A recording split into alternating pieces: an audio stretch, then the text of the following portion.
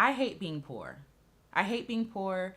And it's not even just about the money necessarily, it's about people. People make being poor very hard. People shame people for being poor, right? People treat poor people like garbage, like filth. And I think that that is where most of my shame comes from with being poor. And that's what I want to talk about today. There is shame that you feel when you are experiencing poverty. There is a lot of shame that you carry, a lot of guilt, a lot of insecurity that you carry when you're experiencing poverty. And I want to talk about a few of those insecurities that I have experienced and that I know personally. The first one I want to say is when you're traumatized by the experience of poverty, you feel guilty for treating yourself to nice things. You feel like you haven't earned it. You feel like I can't spend the money on the nice thing because I don't know when the money's going to come back into my account. Or you feel like, I should settle for the less fancy thing or the less expensive thing or the less quality thing because that's all I can afford now. You're afraid that if you enjoy yourself, people will see you enjoying yourself, and they're going to look at you and say, oh, you don't deserve to have fun. You don't deserve to experience good things or the good life because you have not done what you should have done to earn wealth and riches, right? So when you are experiencing poverty, sometimes you can feel guilty for treating yourself to nice things, or you can have buyer's remorse, even for things that you need. I've been in situations where I've needed things, and I feel bad and guilty, and I beat myself up for buying it, right?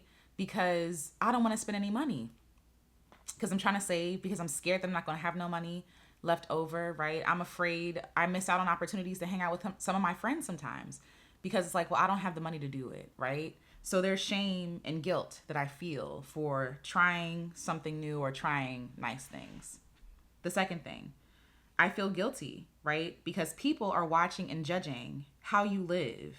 People are saying you don't deserve it. So not only are you dealing with your own, your own scarcity trauma, right? Your own poverty trauma, you're also carrying the weight of other people's words, right? And in music, in conversations online, there are constant conversations about poverty and people experiencing poverty. We say, oh, this person should have, or if they just did X, Y, and Z, they wouldn't be poor anymore. Not recognizing or calling out that there are systems in place that are keeping people impoverished. Talking about wage slavery, I'll put a link to the video here about wage slavery and how it's literally a system designed to give us the least amount to have us do the most work, right? But to keep us in fear and locked in because we're afraid to leave our jobs because where else are we going to get money from, right? So people are also judging us. People are also saying, oh, you don't deserve, you're being irresponsible, you shouldn't do X, Y, and Z, you should put your money in here. And we even tell people experiencing poverty to be risky with their money that they literally are using to survive.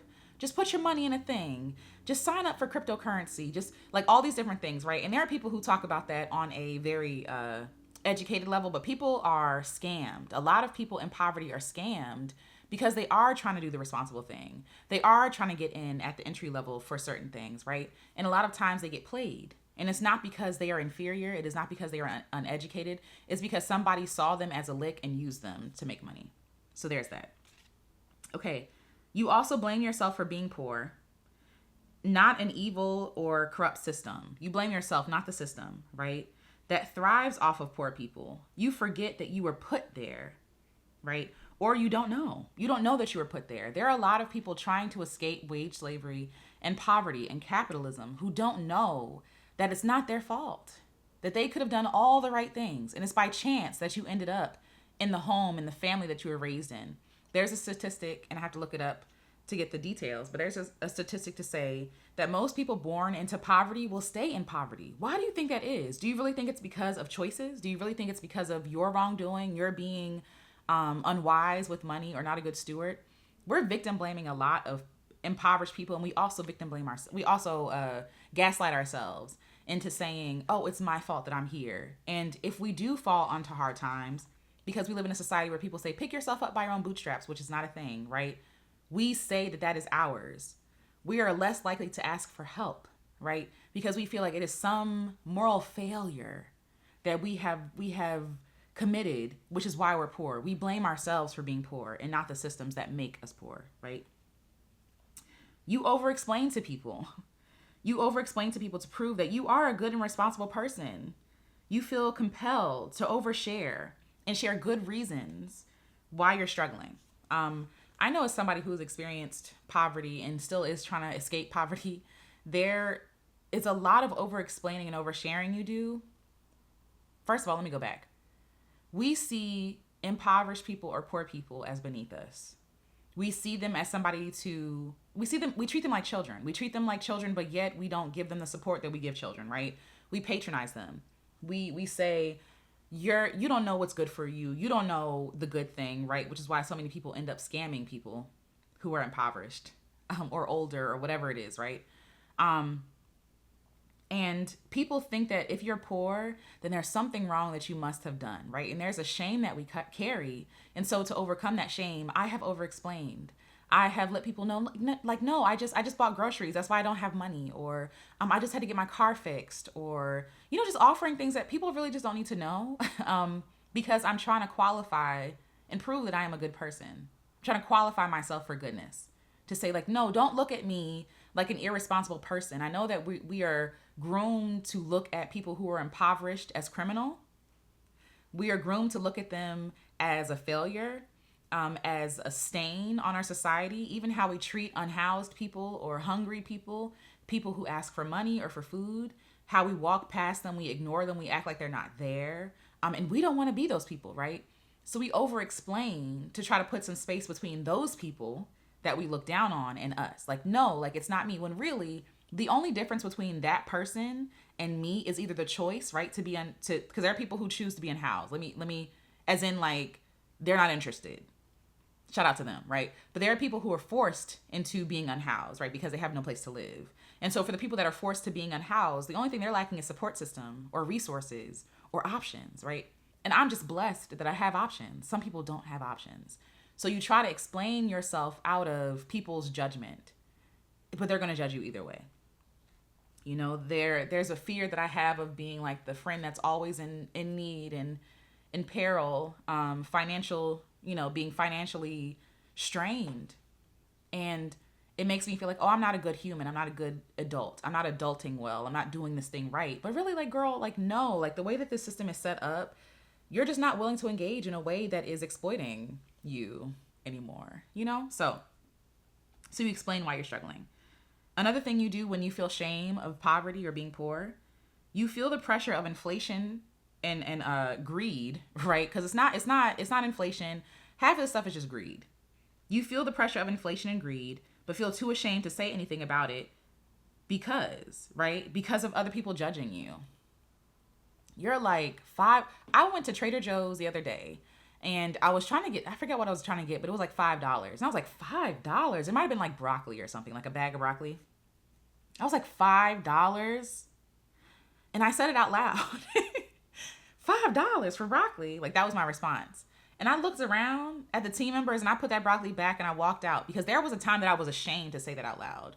But why is this broccoli $5? Can you explain to me why broccoli is $5? That's what I should have asked one of the grocers, but they don't set the price, right? So I'm not trying to harass them or make their jobs harder because they also are probably underpaid and under supported. But either way, like, when you experience poverty, you think like, oh, maybe I'm just the only one feeling the squeeze, right? Maybe it's just me because I'm poor, right? But no, everybody's feeling it, but nobody wants to speak up about it. And I feel like if we spoke up about it, more things would happen. Like, we would have to demand, like, no, absolutely not. Y'all not finna charge us $5 for no broccoli. For healthy vegetables, right? You also go broke to keep up appearances. There are people who judge people based on what they wear, how they show up, right? Back to respectability politics, right? We see people wearing a bonnet or like clothes that look disheveled or that have holes in them, and we assume things about them, about their character, right? Not their experiences or what's going on in their life. We assume that we know them, that we can sum them up based on their appearance. And so some people are trying to escape that judgment. And so what do? They buy things to put on appearances so they're not shamed by you. And then when you find out that, oh, they're living an empty life, meaning they're paying $500 a month for this car. And I mean, at this point, that's kind of sadly it's becoming the standard. But they're paying all this money for this fancy car. to look good for these people. And then what happens? Like you find out, oh, they actually don't have any money. And then you shame them and call them irresponsible on top of that. It's impossible. It's like an impossibility. You know what I'm saying? Like you're judged either or. Like you're judged for whatever. You're judged for living within your means. Everybody says live within your means. Y'all don't mean that. Because when people do live within their means, then you're calling them poor or ghetto or trash or insert whatever word here, right? So people try to buy their way out of your judgment. When you are poor, you send money, right? You spend money to avoid criticism, but then you're criticized for doing your best and trying to keep up appearances. You keep quiet about, like I said, the inflation or rising prices because everyone can afford it, right? You think you're just the only one. You think you're the only one because you're poor.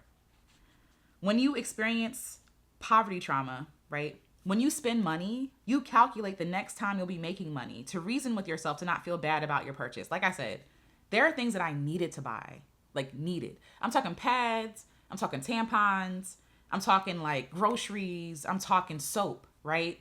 That I wanted to buy, but I have to be like, you know what? It's okay because I'm spending this money, but I'm going to get paid. Like you're trying to calculate in real time, like how can I make this money right back, right? People with money don't think about stuff like that. They just go, they might if they have some trauma, but for the most part, like what a freedom it is to be able to swipe and not consider.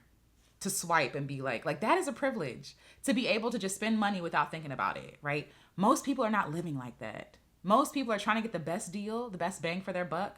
And sometimes that means settling for products that are not as good or not as healthy, right? And so then you have a rise in people being unhealthy or people being, criticized for not being healthy. It's like, what do you mean? The cheaper stuff is usually the least expensive stuff, right? People are just trying to do the best that they can.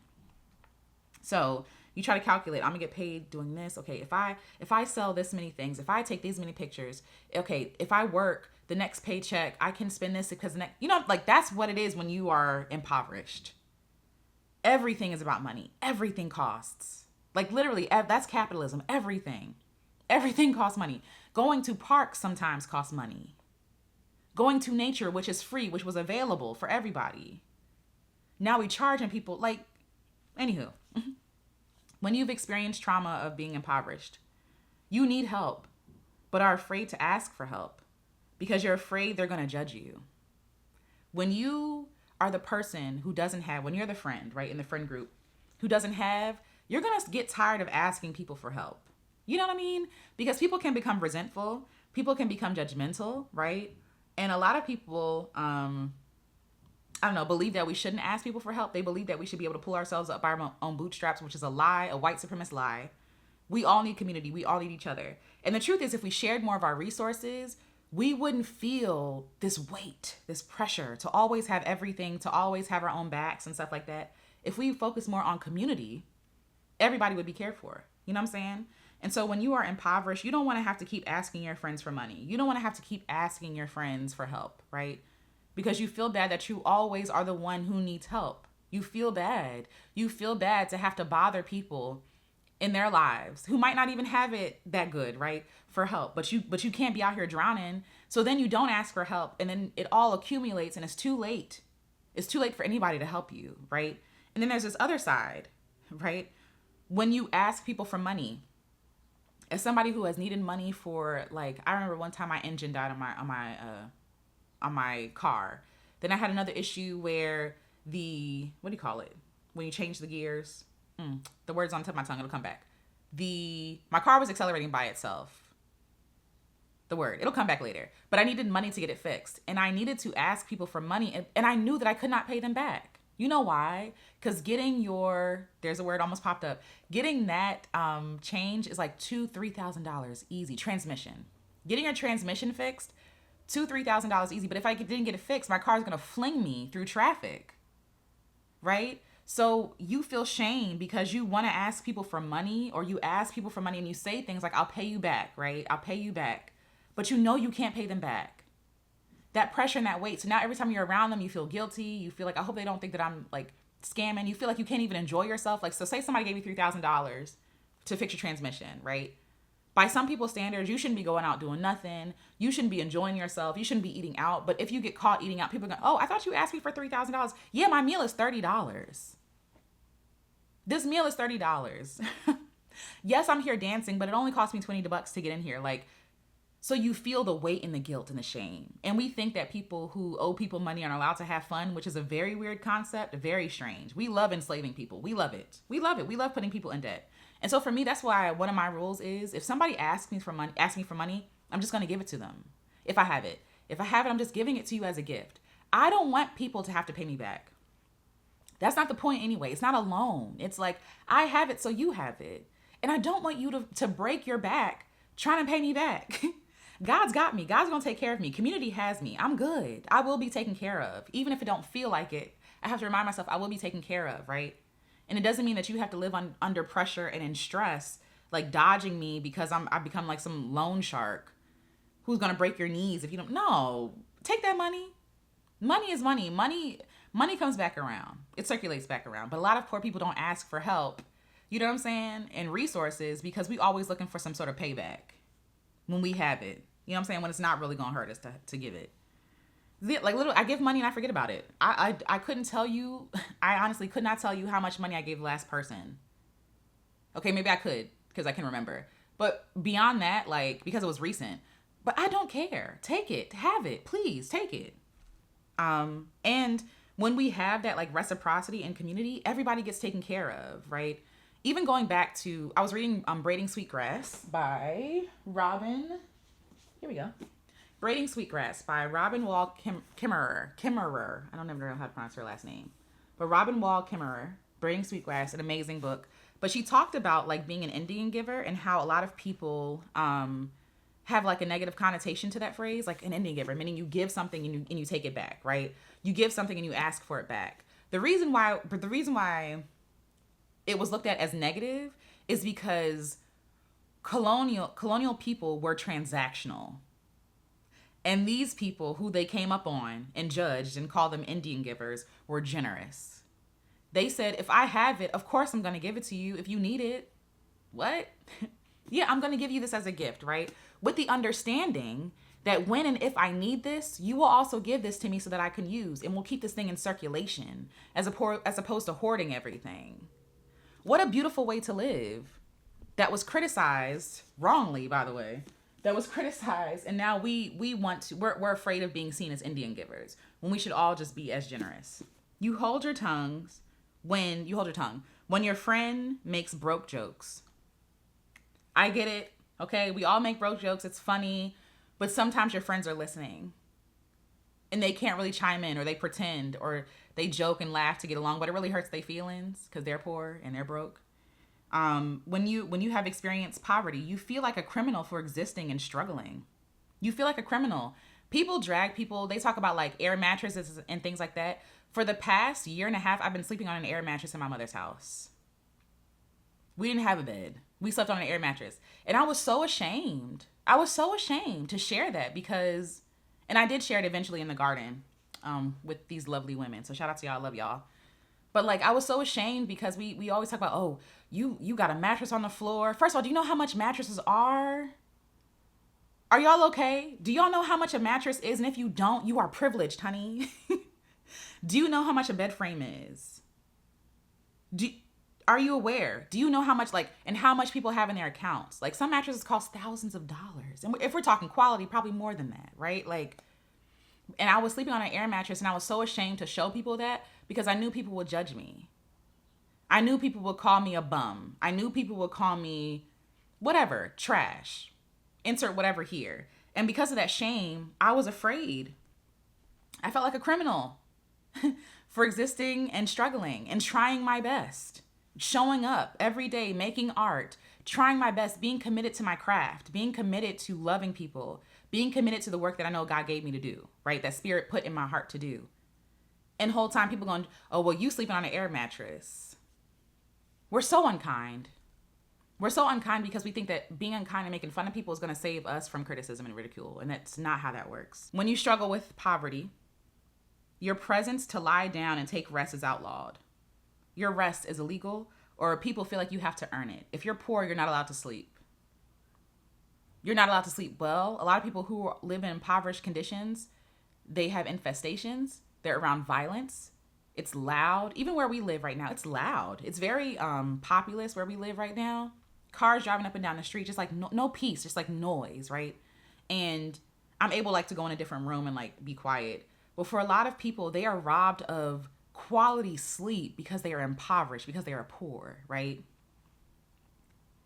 But also, go to your bench and see how there are things put on benches so people can't lay down, so unhoused people can't lay down. Pay attention to at train stops and bus stops and airports how for some places there are no benches. There are no places for people to sit down because they're afraid of people who are unhoused taking a nap. And when we think about how gross that is and how evil that is, I would hope that something in you was like, you know what, that isn't right. Why can't this person who was unhoused take a nap on a bench? Why not? Why not? Why can't this person take a nap on public? Why not? What would be the harm? You got people taking out, and they even do it to nature. They put spikes on things so birds can't fly and lay down and rest. That is a different type of evil. When you're robbing people of sleep and rest, they're carrying everything with them. And they got to make an encampment in the woods somewhere or like on a corner and hope that nobody bothers them. I see it all the time in DC. There was an encampment in Southeast where we used to live, and like they shut it down. They cleared it out. And it's like, where are these people supposed to go? You robbed them of the chance to have somewhere safe to sleep. And now you're telling, oh, you can't sleep on this bench. Sorry. Because we're more concerned with the aesthetics of something than your rest and your well-being. And then you're treated like a criminal because, all unhoused people want what you have. They're all not well in their mind. That's what they say. They're all criminal. They all steal. Meanwhile, they be minding their business. They want you to mind your business too. We have unhoused people being attacked, being robbed, being murdered because being target practice, literally, because people don't think that they are valuable, that their life is valuable. They don't see them as real people. And the county, the state, the country is complicit in their harm. When you have experienced poverty, you're afraid of wearing loungewear or like relaxed, like sweatpants, like these kinds of things, right? Because you'll look poor. They'll say you don't respect yourself. They'll say you value nothing when you're not in my pockets or my bank account, right? Just checking the time. Because we're taught that like, oh, if you don't show up the way that I want you to show up, because why do we have ownership over other people's bodies? That's another conversation. If you don't show up how I want you to show up in the world, then you're not worthy of my respect, my love, my care, my attention, my kindness. We look for reasons not to treat people kindly. And how you appear, how you show up in the world affects how people treat you. Sadly. You're enraged because all the things poor and unaffordable has been co-opted. RV living, tiny house living, camping. What else? Dollar Tree. Okay? Dollar Tree at this point.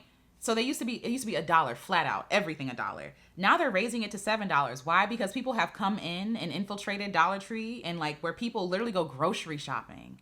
People go grocery shopping at Dollar Tree. You feel me? And so now they're raising the prices so the people who need Dollar Tree can't even afford Dollar Tree. These are greedy people. These are not aesthetics. Even, what is the word? Thrift stores. When I was growing up, I was teased heavily because we had to go shop at thrift stores. We couldn't afford like regular clothes, like every other person at Old Navy. They would have like Old Navy back to school. We going to the thrift shop. We going to Value Village, you know? And I was made fun of. Now, because thrift shopping is like a trendy thing, or it was, the prices have gone up. Right? And it's not because the consumer, yes, they are complicit. They are a part of it. But it is the corporation. It is the corporations who are raising the prices. Y'all used to call people trailer park trash for living in an RV. Now, all of a sudden, RVs are like $100,000.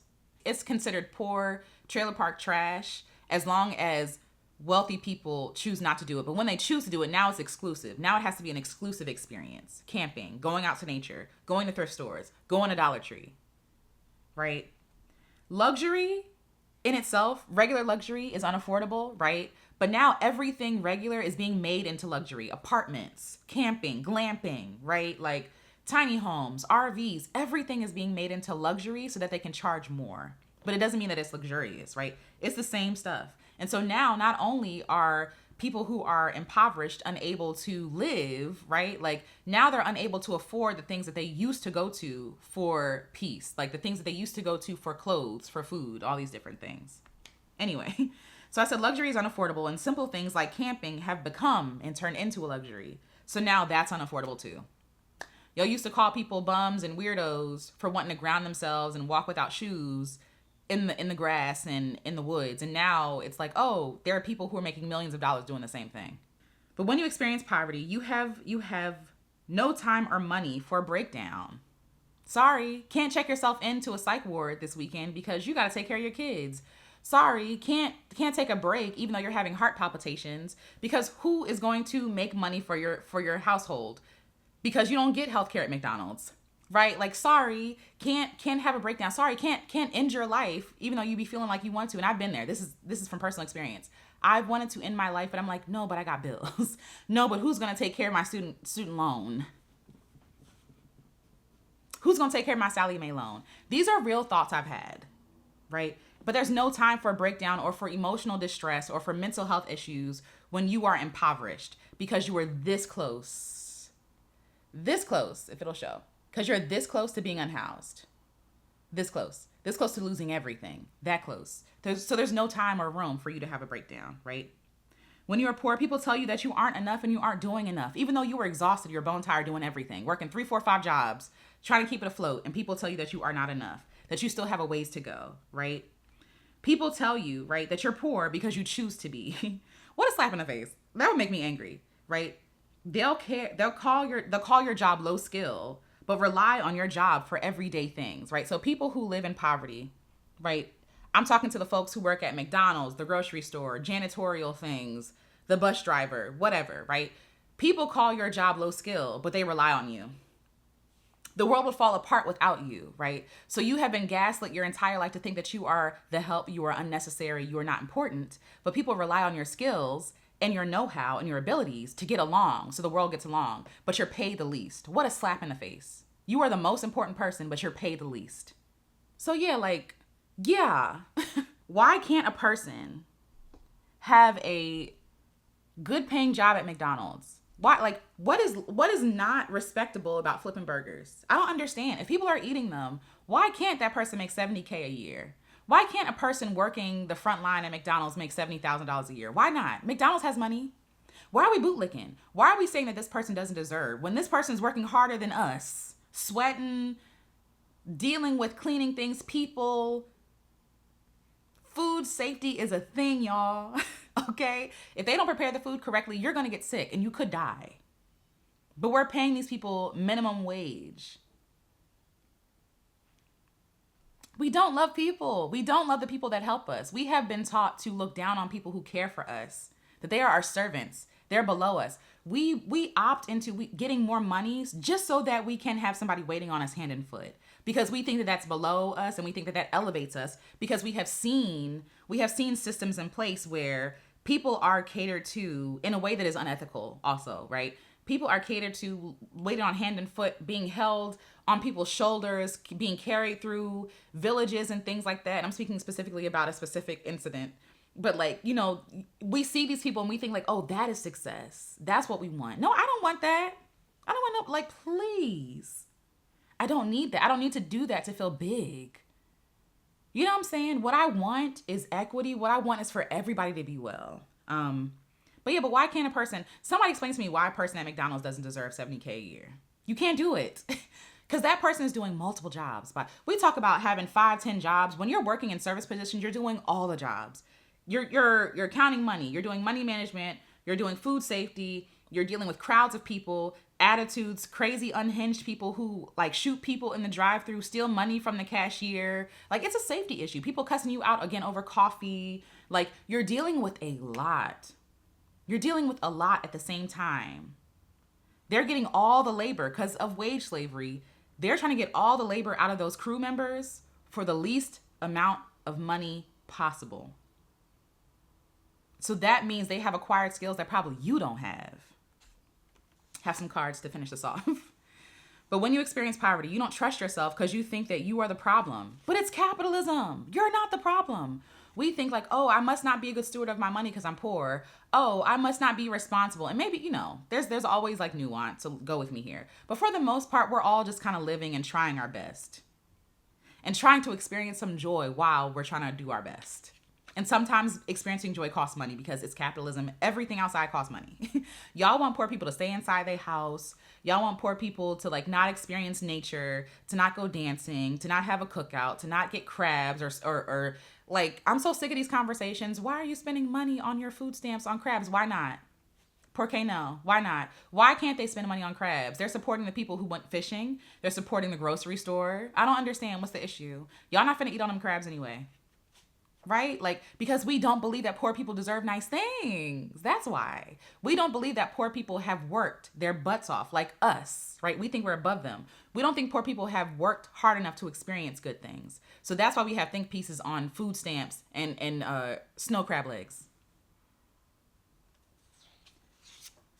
When you experience poverty, you feel guilty for being in debt. You needed loans because you're poor, right? Like, I'm so sick and tired of y'all blaming Gen Z, Gen X, millennials. I'm a millennial. I'm so tired of y'all. Oh, well, you shouldn't have took out a loan for college. Well, you told me that going to college would afford me more money. And now that we know that's not true, now you need to find a different reason to blame me for my stupid decision, even though my decision was heavily influenced by boomers and beyond.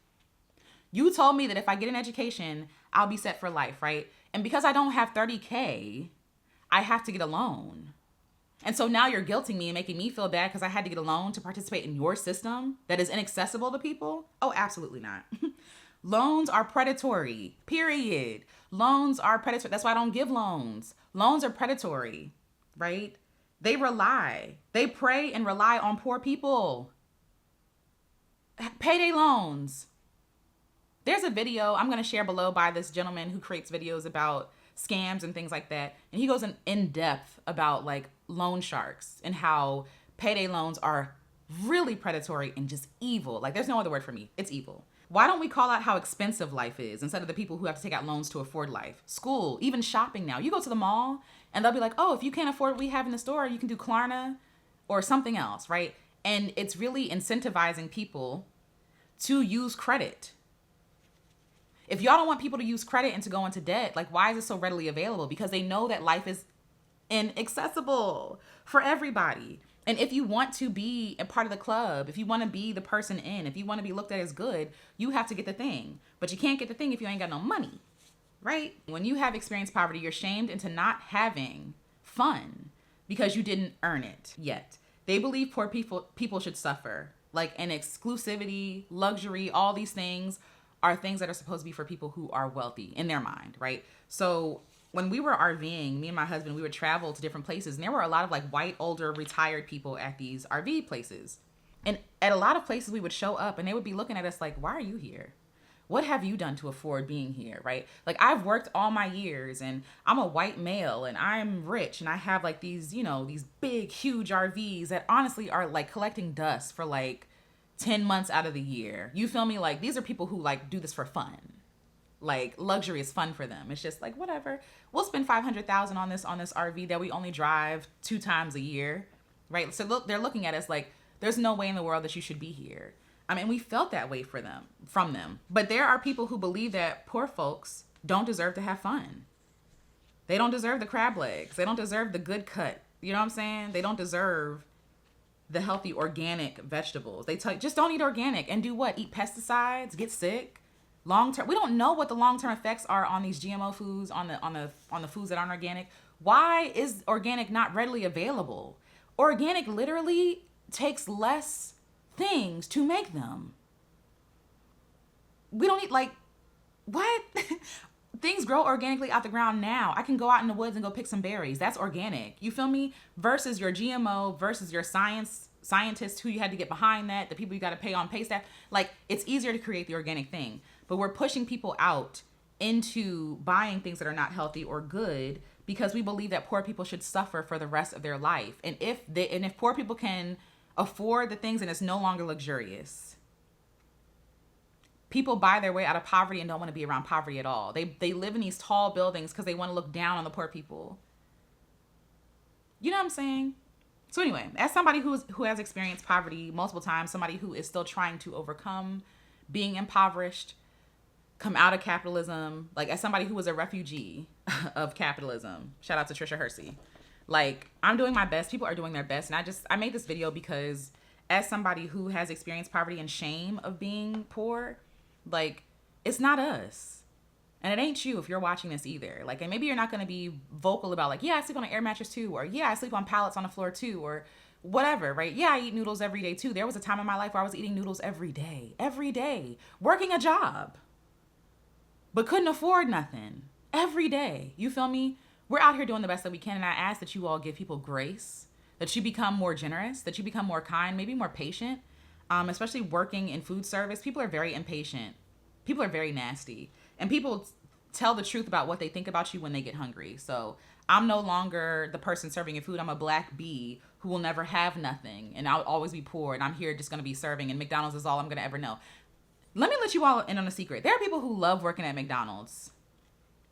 And I love that for them. They found their thing. They love serving people. They love giving people food. They love having conversations with folks. They love going in every day knowing what to expect. And I don't think there's anything wrong with that.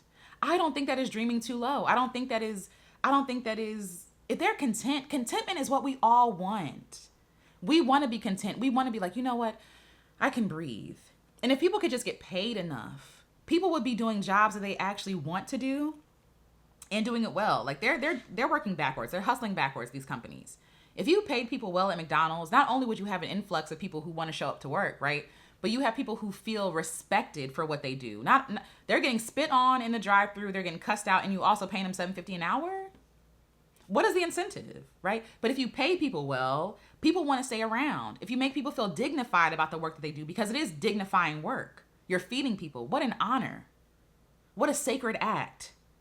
You're feeding people. You're giving people nourishment, right? You're making food convenient for them. The health of it is a different conversation, but your heart is in the right place. What is wrong with that? What's wrong with that? Capitalism, wage slavery, wage theft. You know what I'm saying? I have thoughts. But anyway, that's all I want to share with y'all. This series might be longer than I thought because I got a lot of thoughts, obviously. And we're just trying our best. We're just doing the best that we can under capitalism. I wrote a song about it called 9 to 5, and I'm going to play it now for you. It's just a work song, basically the heart song of a lot of us in this country. We are tired. We are underpaid. We're exhausted. We're just trying to survive. And I want us to be able to thrive. And we're going to figure out how step by step. So until next video, y'all, keep loving yourselves. Keep taking care of each other, y'all. We are all we got. We are each other's safety net. We are each other's mutual aid, right? We are each other's love. And so love is not just word, it is action. And so I'm hoping that you show someone some love today, including yourself, because you're doing the best you can. There's no shame. The shame is not yours. We live in a shameful country that thrives off of poor people, that thrives off of people being sick, thrives off of people being cast out and harmed. It is not your fault. It is not your fault. It is not your fault. You're doing your best. Celebrate yourself. Give yourself the nice cut. Give yourself the crab legs. You feel me? Like, and if you sleep on an air mattress, I see you and I celebrate you. Make that the most comfy air mattress that you can. Put some blankets on that thing. Put up some twinkle lights. Make it feel luxurious because you deserve luxury. You deserve nice things. And I see you and I love you and I'll talk to you in the next video. Bye. Working hard from 9 to 5 to put food on my table and stay alive. Working hard from 9 to 5 to put food on my table and stay alive. Working hard from 9 to 5 to put food on my table and stay alive. Working hard from 9 to 5 to put food on my table and stay alive. Working hard from 9 to 5 I wanna go home on my table and stay alive. I wanna go home from 9 to 5 I wanna go home on my table and stay alive. Got a long way to go. Working hard from 9 to 5. Got a long way and stay alive. Got a long way to go. Working hard from 9 to got a long way to go on my table and stay alive. Got a long way to go. Trying to survive. 9 to 5 to just trying on my table to and survive. stay alive. Just Working hard trying to from survive. 9 to 5 to Just trying on my table to and survive. stay alive. Got a long way to go. Working hard Trying to from survive. 9 to got a long way Just to go trying on my table to and survive. stay alive. Got a long way to go. Working hard Trying to from survive. 9 to got a long way Just to go trying on my table to and survive. stay alive. Got a long way to go. Working hard Trying to from survive. 9 to got a long way Just to go trying on my table trying and to stay survive. alive. Got a long way to go. Working hard Trying to from survive. 9 to got a long way Just to go trying on my table to and stay alive. Got a long way to go.